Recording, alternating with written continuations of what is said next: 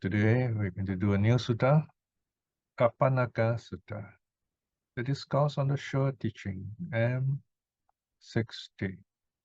The theme is why doing good is better than not. Now this is one of the most difficult suttas, the way the suttas are worded. And this is where being a scholar is very helpful. When you study psychology, you study language, or you study English on an advanced level, because the sentences are very deep. They repeat themselves, but there is this amazing logic behind the sentences. And they're very long sentences. The Buddha is describing how the mind works in very great detail. And he is using all these words and language structure to show why it's better to believe in karma and rebirth than not to believe in them. So this is an amazing sutta philosophically also.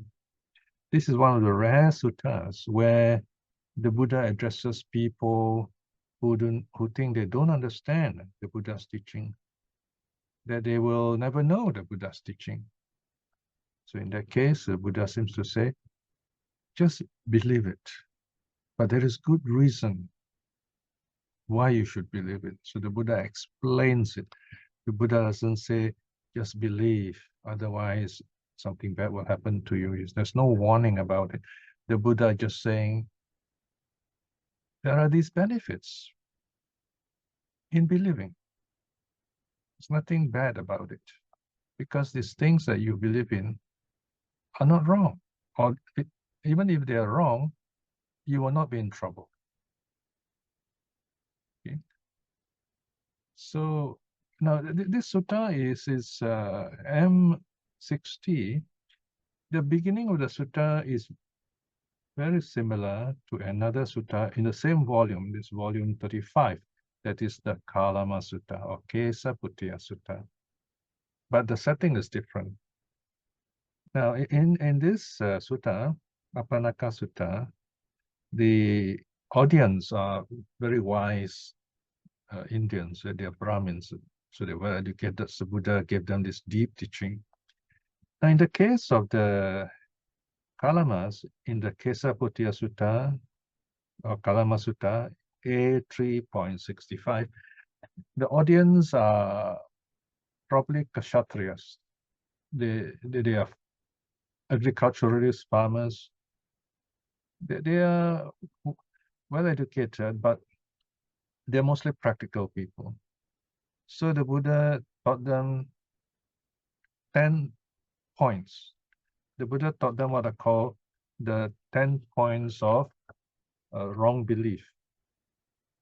But these 10 points are often misunderstood to be something like a charter of free inquiry. Believe what you like. It's not that. The 10 points of the Kalama Sutta is about how you can really know things, or rather, what are the wrong ways of learning things. So there are 4 wrong ways based on tradition. In other words, you cannot simply believe something to take it as true because of tradition through revelation. Because somebody may tell you, oh, this has been revealed by some deity like God and so on. Not necessarily true. Not true to be, in fact. Number 2, by lineage. Now, you see this, the amazing thing here is you find a lot of Buddhism today are disobeying many of these sutta, basic sutta teachings. You should not believe something because it's handed down through lineage, from teacher to pupil, to teacher, pupil, and so on like that. It's not necessarily to be true. Number 3, hearsay. Like someone comes to and say, oh, you know, I heard this teaching like this, no, that's hearsay, gossip. Yeah? And number 4 is the most interesting of all. Do not believe anything, even though if it is in the scriptures, in the holy books. Now, this doesn't mean you should throw out the Pali Suttas. What it's saying is, do not just take the word, take it at the word level, right? You must go deeper. You must experience it. But we leave that word experience towards the end. So these are the 4 wrong criteria through tradition. Then there are 4 more wrong criteria through reasoning. So here is the Buddha says, do not simply believe something through pure reason. Just because you reason it out, does not necessarily mean it is true.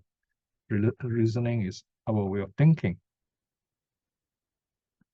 That was number 5. Number 6 is do not go by inference. Okay, this is also another kind of logic. Okay, so logical way of thinking. It also need not be true. Okay, logic is not always right. Computers work on logic, yeah, but for example, when people fall in love or people do good things or bad things, sometimes it's difficult to see the reason why they do that.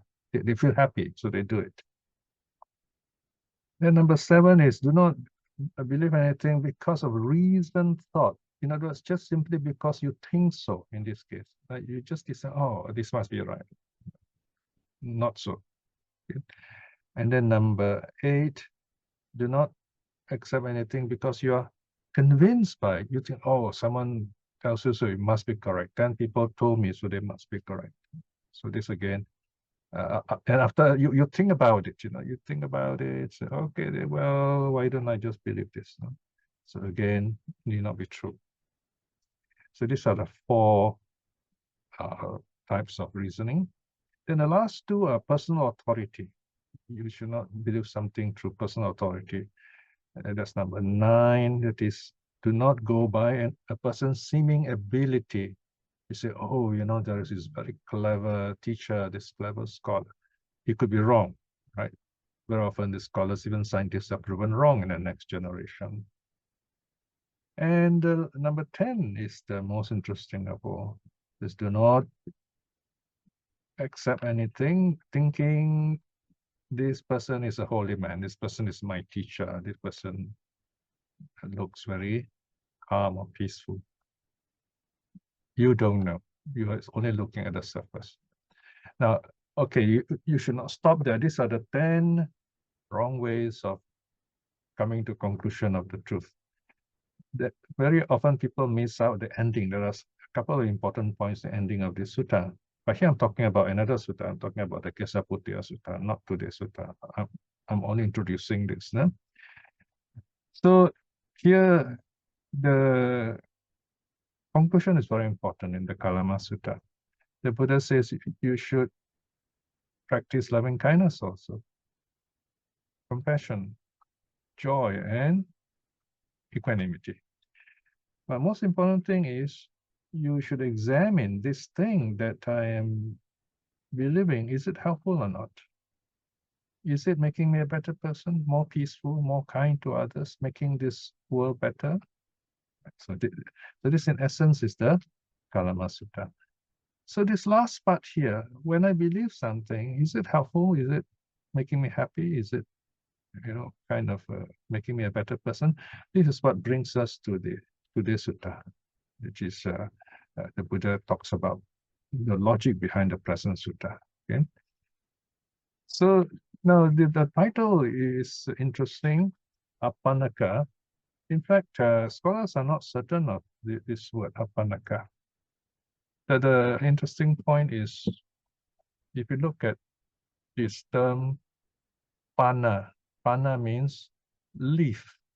Apannaka is a diminutive, meaning a little leaf, okay? Or just an adjective meaning a lot of leaves. Apannaka literally means no leaves, so it doesn't make sense here, right? So there are other possible etymologies, explanation how the word arises, for example, from the Sanskrit and so on. But we don't have to go into all these verbal details. You can read it for yourself later on if it interests you. We know the meaning of this word today as sure, the sure teaching, the one teaching you can rely on, okay, or a set of teachings you can rely on. So now this, as I told you, this sutta is not only long, and this Majjhima Nikaya number 60. It has long passages, and the logic behind it can be quite difficult.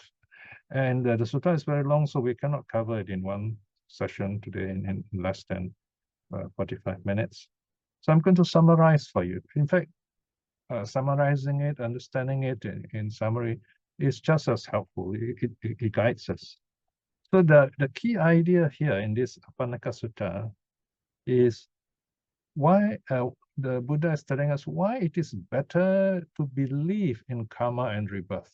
Even though we do not know whether it is true or not, it is better to believe in karma and rebirth rather than not believing in it. Now, this sounds familiar because there are other religions that use a wager and say, okay, why it's better to believe in God than not to believe in God? But the problem with that idea is because this idea of God can come in so many different ways, and people use all this idea of God to control others and to confuse others.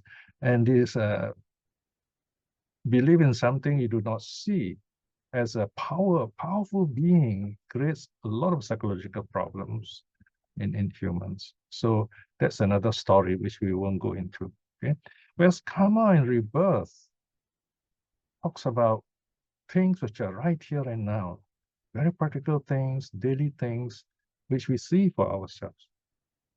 Karma for sure. Maybe rebirth not so.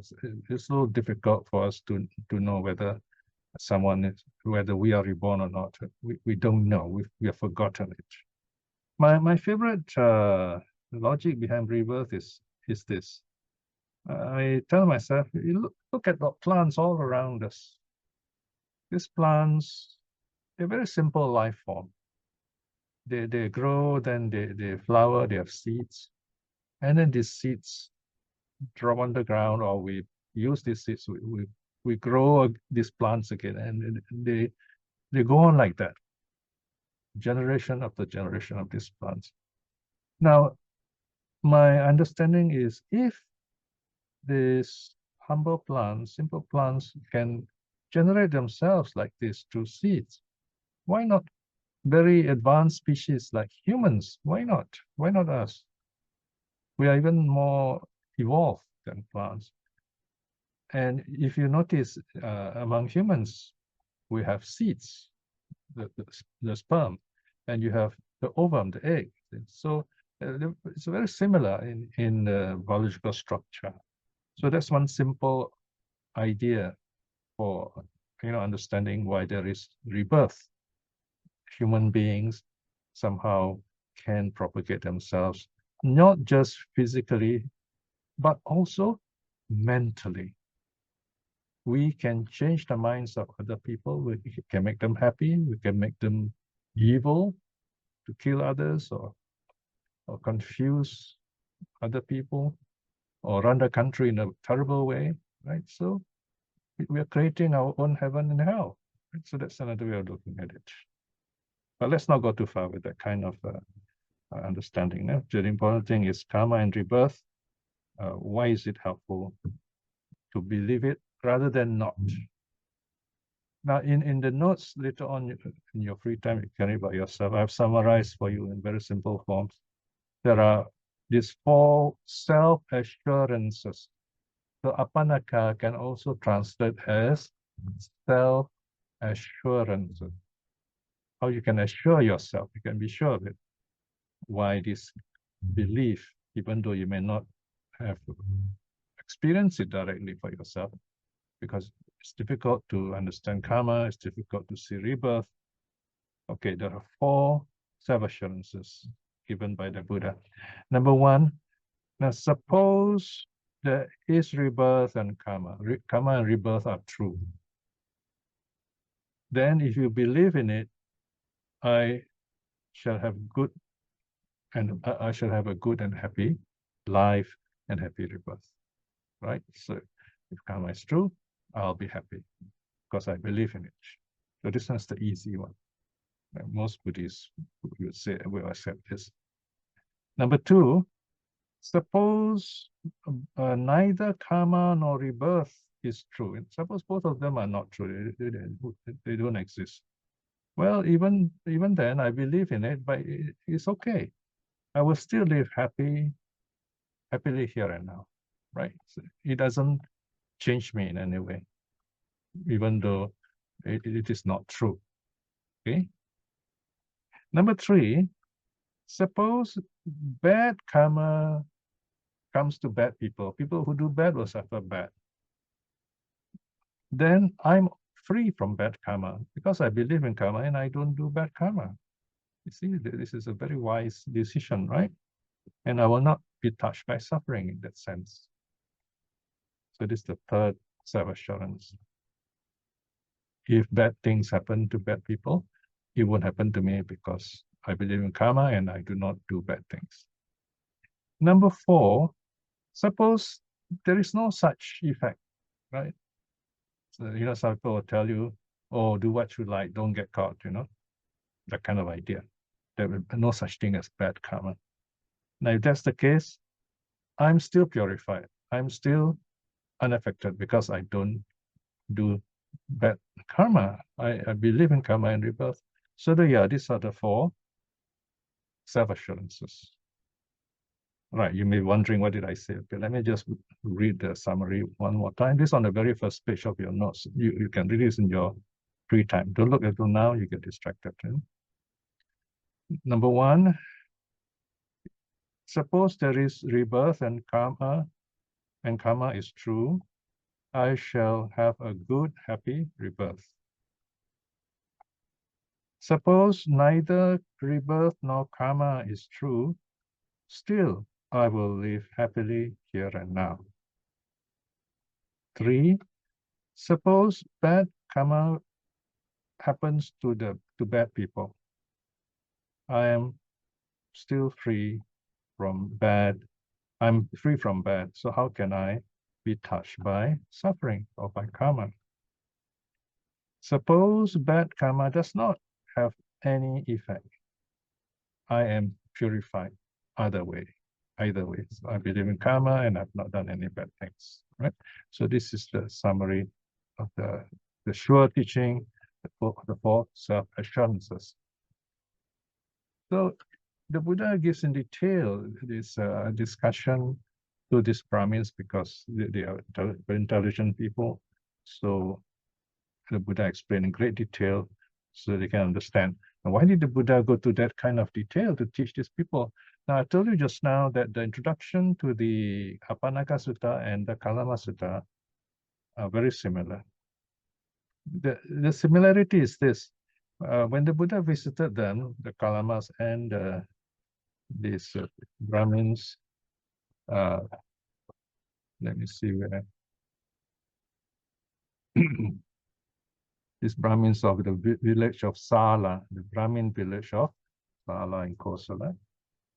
They complain to the Buddha, they say, oh, Blessed One, oh Lord, we have all these holy men coming to us, and each of them teaches something. They say, oh, only this is true. But the problem is, each of them teach different things. That sounds very familiar, right? Today we have so many religious groups. What is keeping the peace today is not religion. I mean, if there's what's keeping the peace is the law, is good government, good governance, as we say it, So because there are this good governance, freedom of religion, things like that, and these laws that are effective, religion, the people behind religion behave themselves. They don't use their power to harass others, right? So in a sense, also with the rise of science, you find religion is taking the kind of a background, okay? And then as science become more clear and easy to understand, you find religion also changing themselves. Can you imagine there was a time when religion was very powerful, say 1,000 years ago, 500 years ago, and they believed the earth was flat, and they believed that the earth was the center of the universe. And anyone who believed or thought that the sun is the center of the universe began to trouble. They might get even burned at the stakes and so on. Right? So that to revise all these things and say, oh, we were wrong in the past, and so on. There's so many such religious crimes. And I don't use this word frivolously. There's really, I mean, so many people have died, killed and massacred and disappeared, uprooted because of this wrong belief. So you have all these very dangerous situations. Here the Buddha say, you think for yourself, right? And be safe from all, don't be lured away by them. Think for yourself. Look at your own experience and what do you see. Right? Then the Buddha, in another section, the Buddha talks about different, different kinds of wrong ideas. To be exact, 5 important ideas. Okay, this is given in section 2.1. And so what I'll do is I will briefly read to you the relevant section just to show you what it's like, and also to make you have a taste of the difficulty of the passages. So the Buddha talks about 5 dangerous views, 5 bad views which we should not entertain, we should let go of this. The first one is called nihilism.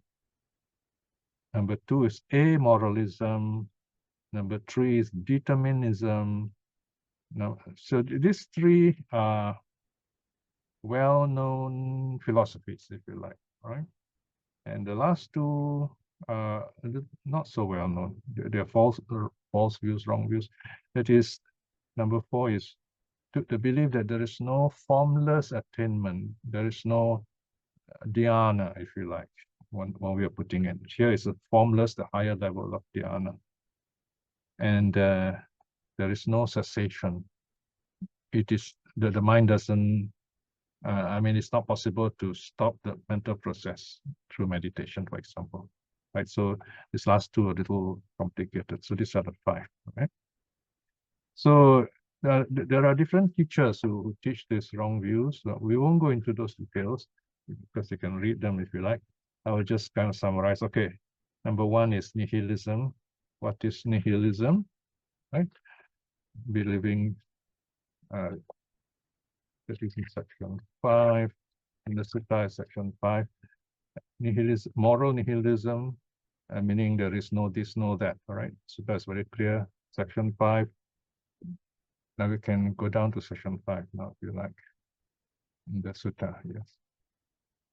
It's page 159. Okay, there we are. House lots. Okay, so the Buddha is addressing the brahmins, they are house lots, in other words, they own land, they own houses. There are some recluses and brahmins who teach and hold this view. There is nothing given, nothing offered, nothing sacrificed. So no point giving things, it's not useful. Okay, there's no good in it. It's wrong view. No? There is no fruit or result of good or bad actions of karma. So they don't believe in karma. There is no this world or the next world. No rebirth. No future lives. There's no mother, no father. Wow, can you imagine that? No father, no mother. It would be like animals, isn't it? The idea of father and mother here is family. So there is a relationship, and this social scientists and scholars will tell you this area is important. It, for example, helps humans to regulate property. So you know, we are told to make wills so that families don't quarrel when we pass away over property, quarrel over property. So here, mother and father means family. There is relationship. So the property goes from being handed down through the family and so on. And of course, human relationship, you got father, mother, brother, sister, and so on, uncles and aunts, and you have this connection. So if you say no father, no mother, wow, can you imagine what a chaotic, difficult situation it will become? There is no spontaneously born beings. Okay, now this one is a bit difficult to explain because spontaneously born beings can refer to devas, or it can refer to the non-returners. One way to interpret this a bit freely is there is no result of understanding true reality, getting the path and then getting awakened, becoming non-returners, for example. Now the next one, there are no brahmins and recluses who living rightly and practicing rightly, having directly known and realized for themselves this world and the hereafter, proclaim them. Okay, here brahmins, recluses are used in a broad sense of people who study religion. Can be anyone, not those born brahmins, not only them. Recluses are those who are like monks and nuns who do not accept the established religion, if you like. So these are the two big groups of religious people in the Buddha's time. But here the Buddha uses these two terms in a good sense. There are good brahmins, there are good learned scholars of religion, and there are good recluses. Those are practitioners like forest monastics and so on. In other words, there is something good in religion, in spirituality. Or maybe it is better to say something good in spirituality. Religion maybe is a little organized and exploitative and mostly based on wrong views, where spirituality is the search for truth, the practice of truth. So here the idea is the Buddha is saying that is possible. All right. So then the next section is the positive side.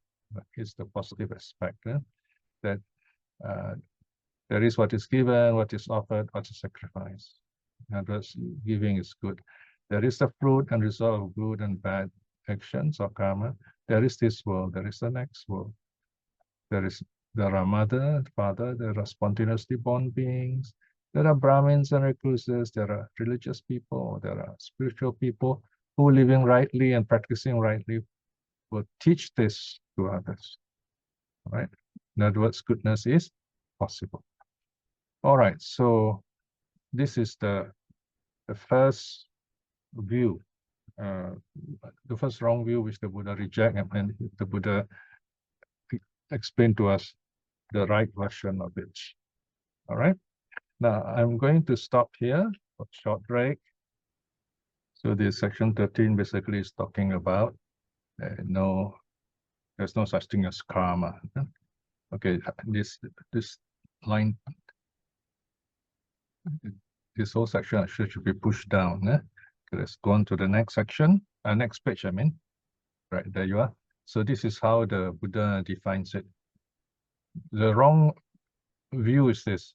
When one acts or makes another act, such as cutting others, burning others, hurting others, tormenting others, intimidating others, killing, stealing, breaking into houses, plundering, burgling, ambushing, committing adultery, lying, breaking the 5 precepts, in other words, one does no bad. This is a wrong view, right? And this is really bad. This is mass killing. This bad person thinks, if with a razor disc, this is what you see those in Indian war films, and the chakra, this flying wheel is a knife which looks like a wheel. If with a razor disc one were to turn all the living beings on this earth to a single mountain of flesh, no bad karma will come for it. Wow, can you imagine that? If you were to kill everyone, there's no bad karma. If one were to go along the south bank of the Ganges, killing and making others kill, mutilating, making others mutilate, torturing, making others torture, there's no bad karma, no source of bad. And same thing, you go to the north bank of the Ganges. Now, the Ganges River is mentioned because this river is very important as a source of water, commerce, and agriculture.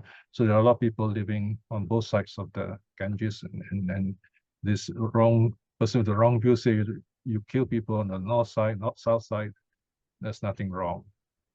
In generosity, self-taming means calming yourself, self-restraint, and truthful speech. There is no merit, no source of merit.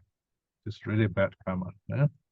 So then the bottom here, the Buddha gives the positive aspect that keeping the 5 precepts is good, behaving in a wholesome way, being generous, taming yourself, restraining yourself, speaking truthfully, there is merit, and the source of merit, something good. Yeah. So this is another wrong view to be avoided. Now, the third one is determinism. Now, determinism is quite more common than we think. Determinism, this is section 21. Okay, just yes, 21. Here, this how it's defined. Now, house lords, there are some recluses and brahmins whose teaching and view are these. There is neither cause nor condition, no causality for the defilements of beings. People do wrong things for no reason, without any cause or condition or reason. There's neither cause nor condition for purification of beings, right? In other words, there's no way people can be purified also. There is nothing of self-cause, nothing of other cause, nothing human cause. There is no strength, strength meaning our own physical ability, no effort, no human energy, no human endeavor. In other words, we have no way of doing good. All animals, all life, all beings, all living things are powerless, devoid of strength, devoid of effort. Further down, please. Subject to the whims of fate. Okay? We're all fated. Circumstances and nature, they enjoy pleasure and pain in the 6 great classes of birth, the different kinds of beings. So here the idea is we're all fated. Like whatever happens because they can happen. That's it. So too bad if something happens to you. There's no way I can help you. It's your fate. A fatalism. Okay, so this is another very serious wrong view. So this is something we should not believe in. Instead, it's better to believe in karma and rebirth, right? So this is the wrong view here, determinism. Okay, so these 3, nihilism, moralism, determinism, they are well-known wrong views. Now, the last 2, formless attainments and cessation, are a little tricky, a bit difficult. Section 29 is about formless states. Now here, the Buddha simply says, now house lords, of those recluses and brahmins whose teachings and view are this, there are no formless realms at all. In other words, no dhyana. Now house lords. So here, basically, the Buddha says he has experienced his formless states and they exist. Here, meaning in simple terms for our practice, is we are able to attain calmness through meditation, and we proceed further. You can go into deeper concentration. It is possible, even up to the level of formed dhyanas and formless dhyanas. All right. And the last one is cessation, section 32. Section 32, and here there are those who deny cessation. So now house lords, there are some recluses and brahmins whose teachings and view are that there is no cessation of being at all. In other words, we cannot end suffering, no nirvana. But the Buddha says there definitely is cessation because he has experienced it, and that is nirvana, right? So cessation means ending. The simple meaning is ending of bad things, right? And clearing of the mind on the higher level. And the highest level, of course, is nirvana. So in very simple terms, these are the 5 wrong views which are to be avoided.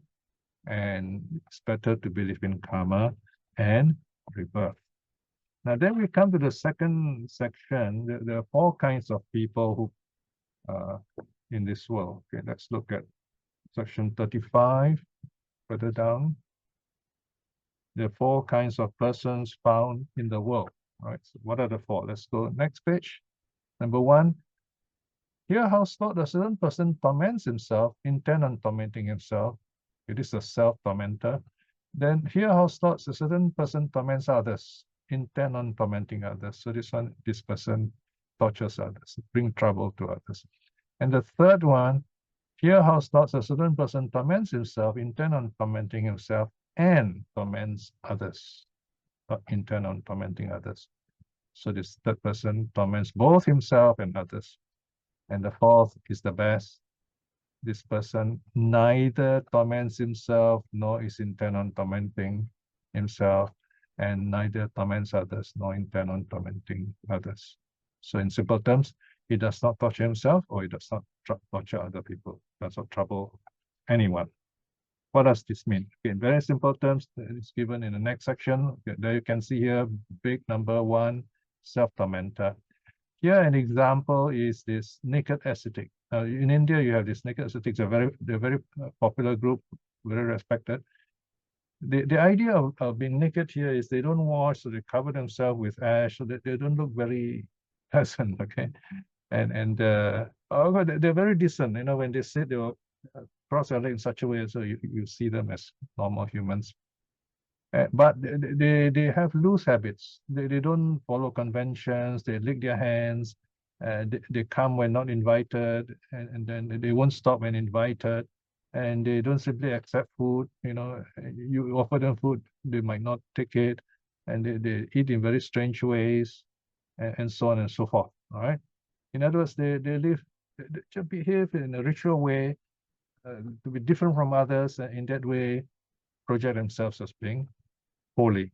So this is, Buddha said, this is only tormenting yourself. This is not the way. And it is to be very strict, believe in some strict ideas. You know, today you find some people say they don't eat this, they don't eat that. Food must be prepared in this way, prepared in that way, so that it is pure, and so on and so forth.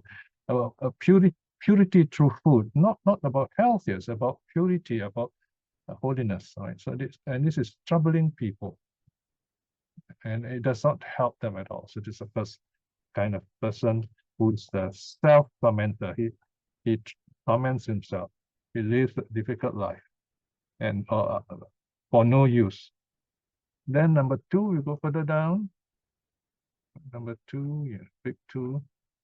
All right, there you are, the other tormentor. What kind of person has Lord torments others is intent on tormenting others. Here a person is a sheep butcher, a pig butcher, a fowler, an animal trapper, a hunter, a fisherman, a thief, an executioner, a prison warden, and one who follows such a bloody occupation. So this is the one who torments others. This is, of course, these are social realities in the Buddha's time. This sheep butcher, these are butchers and slaughterers are killing animals. Of course, it's quite clear. You know, the killing is involved. Then you have this executioner, prison warden. Of course, in modern times, prison warden are different. In the Buddha's days, prison warden are very nasty people. They torture the prisoners and so on. So we should not kind of, you know, simply give a blanket statement. We should understand that the wrong idea is in torturing others, killing, breaking the precepts in terms of others, and they suffer. We make people suffer. That is wrong. This is bad karma. This is the other tormentor. So don't be a self-tormentor. Don't trouble yourself in a very negative way without being anything useful or wholesome. And don't torture others, kill others, and so on. It's the second one. Now the third one, both are combined, self-tormentor and other tormentor. Now here, okay, here the Buddha is talking about this. In ancient times, these kings, they go through very complicated sacrifices. The Kshatriya Raja or wealthy Brahmin, they make a big sacrifice, you know, and killing so many animals, and they do all kinds of funny rituals. And you see there's this funny rituals there. The Raja lives on the milk in the first teat of a cow with a calf of the same color, while the chief queen lives on the milk of the second teat, and the Brahmin high priest lives on the milk of the third teat, and so on. All right, and the milk of the fourth teat, they pour into the fire, and the calf lives on what is left. So here, the Buddha is giving us a very interesting details of what goes on in Buddha's time, you know, this wrong behavior. You don't see this elsewhere. So this is a very valuable information for those Indian social scientists. Now here, the Buddha is saying these people who have this these Brahmins, they encourage this kind of big sacrifices. Let so many bulls be slaughtered for sacrifice, so many bullocks. Go further down, please. Okay, so many heifers, so many goats, so many sheep, so many trees be sacrificed to make sacrificial posts, and so much grass to be cut for sacrificial grass. So much destruction. So this is, and then the servants have to work, and then his slaves, messengers, and servants make preparations, weeping with tearful faces, being goaded on by threats of punishments and by fear. So this is tormenting themselves and tormenting others. Okay, so this also should be avoided. And then we come to the last part here. This is more or less the conclusion of the sutta. This is the Buddha's teaching. One who neither torments himself nor torments others. So when we practice Buddhism, we don't torture ourselves, we don't torture others. Now, all these are very familiar materials found in the Nikayas. So I'm going to summarize for you. Basically, here the Buddha is talking about the three trainings: Sila, Samadhi, Panya. How is Sila, moral virtue, keeping precepts, not tormenting yourself, not tormenting others? We keep precepts because we want to show our loving kindness. We practice loving kindness, then we show respect for life. And that's a wonderful thing. Celebrate life. When we understand why life is precious, we also understand that to live a good life, we have things that make a good life. Food, a house, vehicles, things like that. Okay? And we respect other people's property. So nothing to do with torture there. And then we respect others, their person, right? When they say no, we respect them. And we respect the truth so that this communication is useful and true. And finally, we respect the mind. We don't want it to be muddled up, clouded by intoxicants that we can't think for ourselves. We even dare to do evil. We get lost, right? And we get raped when you're drunk and so on. So this being drunk is not a very good thing. So keeping the 5 precepts is something that's good for yourself and good for others, right? And then there is meditation. And meditation, of course, is calming the mind, because when you keep the precepts, the body is calm, and with a calm body, you cultivate a calm mind. And the calm mind is able to see true reality, see impermanence, and relate to the nature of impermanence, how it brings suffering, and there is no self in all these things. So you begin to understand better what's going on in real life. And when we do that, we become free from suffering and we attain liberation, that is nirvana. Okay, so that's a very quick summary. All right, there are lots of details in the sutta which you already heard before, so I'm not going to repeat them. So basically, the Buddha is teaching about overcoming sensual desire, becoming or existence, and ignorance. These are the three asavas, three things that bring us suffering, that hold us back in this world. So the Arahat breaks free from sensual desire, from existence, and from ignorance. Okay? This is in section 55. Okay, we go down to 55. So this the Arahat 55. We go down. Yes. So the Arahat overcomes the three asavas, or three influxes. All right. You can see at the bottom. Let's go down a bit more. Next page. Yeah. Okay, there you are. 55.2 actually. Yeah? So these are called influxes, the three influxes, because they flow through our senses, our eye, ear, nose, tongue, body, mind, what we experience. And we tend to show desire, and we want to be this, we want to be that, and we do this out of ignorance. All right, so these are the three influxes. And here you can see, there you are, these are the three influxes: sensual desire, becoming or existence, and ignorance. So the Buddha says, for that reason, he teaches that we should neither torture ourselves nor torture others. So the Brahmins are very happy. All right. So there you are. We come to the conclusion now, section 57 at the right at the bottom. All right. So the Brahmins are very happy. When this was said, the Brahmin house masters of Sālā said to the Blessed One, "Excellent, Master Gotama, excellent." Just as if Master Gotama, one were to place upright what had been overturned, were to reveal what was hidden, were to show the way to one who was lost, or were to hold up a lamp in the dark so that those with eyes could see forms.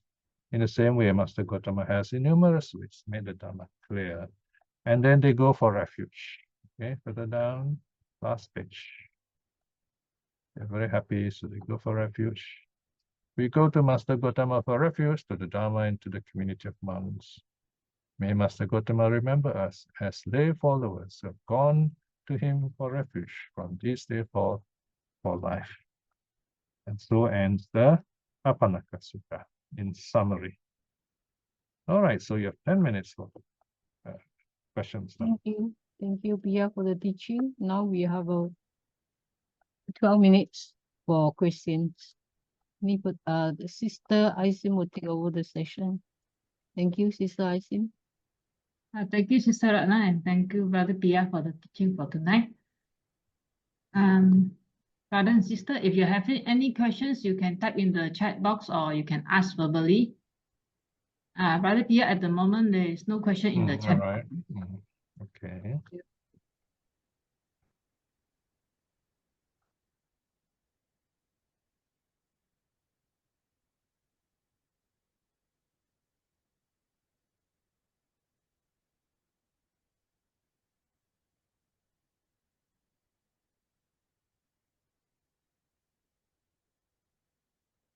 Well, as I mentioned before, this sutta is a difficult one.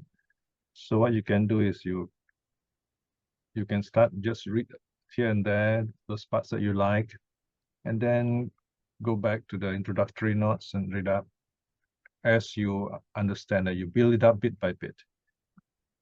Don't fear the difficult sutta.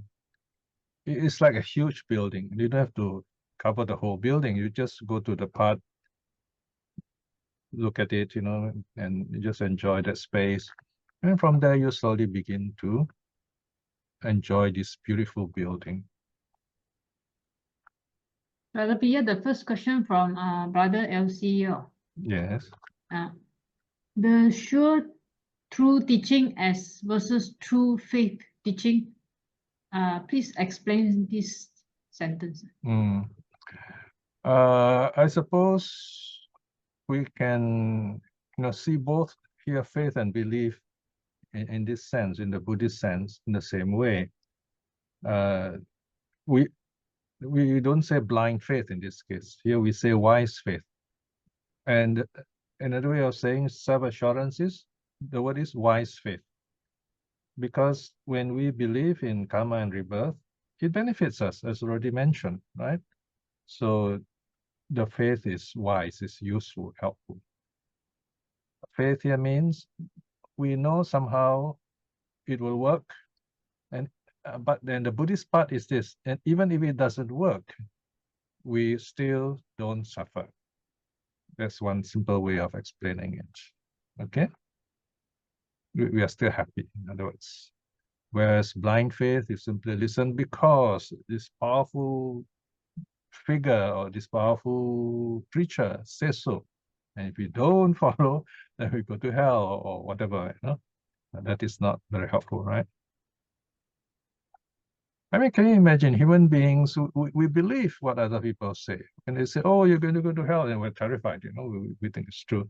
We never investigate for ourselves what it means, right?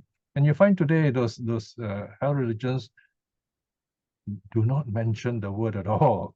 They must have been embarrassed by it, right? So it's not very helpful. There is enough suffering going around. We don't have to talk about hell, right? Okay, next question. No more question at the moment, Brother Piya. Okay. Can you hear me, Brother Piya? Yes, yes, Maya. Could you say a little bit more on? A bit. Your microphone don't seem to be working. Yeah, actually, my earphones are not working. Okay. Okay, that's better. A bit louder. Okay. Could you say a little bit more on the one who doesn't torment oneself and doesn't torment others? Mm. Now, as the sutta says, if torment yourself is to follow all kinds of strange rules, making life difficult for yourself, and then as for others also. So basically, it refers to practicing sila, samadhi, panya as something positive and wholesome, as beneficial for both sides, not tormenting ourselves, not tormenting others. Tormenting ourselves means following rituals and ideas and beliefs which cause us a lot of trouble, a lot of restrictions, and also impose on others. It just means that, okay? And what you just said, Brother Piya, that sometimes when if something doesn't work, still as a Buddhist, you are still happy. So how does one do that, or how does that happen? All right. Religion is, well, let's put it this way. Let's not think of Buddhism as religion. Let's talk about this way as practice. When you do something, you follow a certain teaching, you don't understand it, right? So you practice it and then you see what happens. You practice it and then you see what happens. Over time, you need to reflect back. You say, okay, I see this pattern, all right? For example, if you show hatred to people, even if you are powerful, people may not be able to, say anything to you, or you have to be nice to you. But over time, you look back, you begin to see the effect is not good, right? So we learn through paccavekkhana. Paccavekkhana, that means looking back, reflecting back. This reflecting back is very important. That means what we know now, what we practice now, may not be right, but we do not know, so we do it. It's just like you're traveling. You will know the way is right or wrong. I mean, if you're not traveled that way before and there are no signboards, you take the path. And then when you walk, say, oh, this is not the right way. All right. For example, I'm not very good in directions.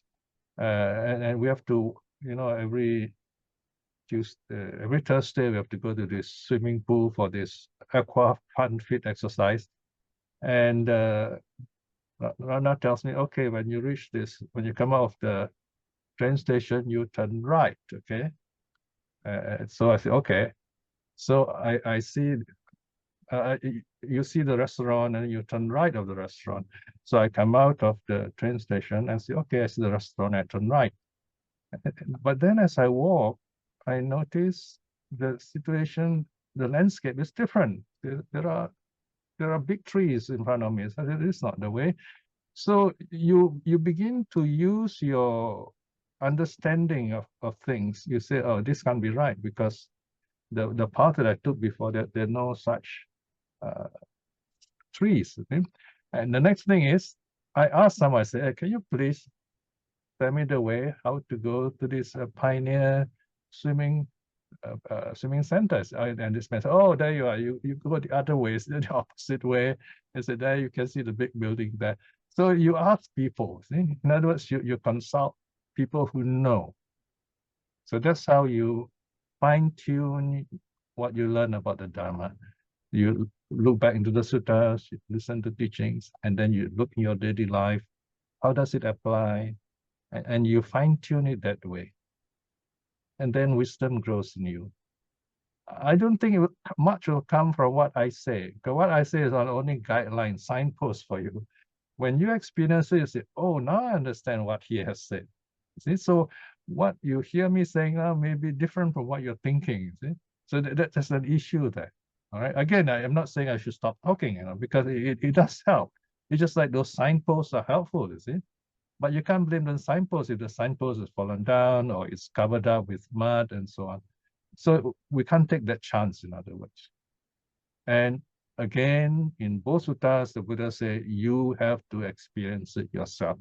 Examine your experience. Is it good? Is it bad? Is it bringing me suffering? Is it not? And then you work from there. So in that sense, Buddhism is experiential, hands-on. Isn't that safer than beliefs? This person tells you, oh, don't do this, don't do that, don't go here, don't go there. So you just sit there, you are totally dependent on this person, and nothing happens in your life, all right? That would be rather foolish, isn't it? In that sense, it's for adults because it needs courage to be open to experience even suffering. Courage. That's another important word, in the early Buddhism, moral courage. Vesaraja. Moral courage. You need some courage to do good. Sometimes we are shy. Say, oh, people laugh at us, or maybe people don't like Buddhism, whatever. We are very worried about all those things. So it needs some courage to do good, to be kind to people. All right. Brother Piya, the next question from Brother LCU. All right. We have faith in the Buddha teaching, especially like this true teaching. Can we express faith as true understanding of the true teaching by a true teacher? Basically, you can. For example, you heard the sutta, and you say, okay, I accept this. To that extent, yes, because it is what the sutta says. But it's a limited way of understanding, because you have to, next step is experience for yourself. That's the next step. So what the Buddha is saying, rather than taking the other way, simply believing what people say, don't do this, don't do that, believe in God and so on, this is better, karma and rebirth, because you are responsible for yourself, right? So there's that extra point that we must be aware of. That this experience is self-examination. There's something extra there in that sense. Okay, so there is always this tasting the food for yourself, so to speak. You only know it when you taste it for yourself. So remember, experience, personal experience. Because in the God religions, you say, oh, you don't have to do anything, just have faith. We have done it for you, that sort of thing. But the Buddha said, you have to do it yourself, I only show you the way, all right? So you got to walk the way. This is not being helpless. The Buddha is saying, walk the way, right? So we do it, right? All right, I hope that's helpful. All right, now it's 9:30. Any other last minute Brother questions? Piya? Sorry? Thank you. There's a comment from Brother LCU. Yes. Yeah, he mentioned the call is the self-awakening. Thank you. Yes, self-awakening, yeah, at different levels. Yeah. All right, that's good. So no more questions, huh?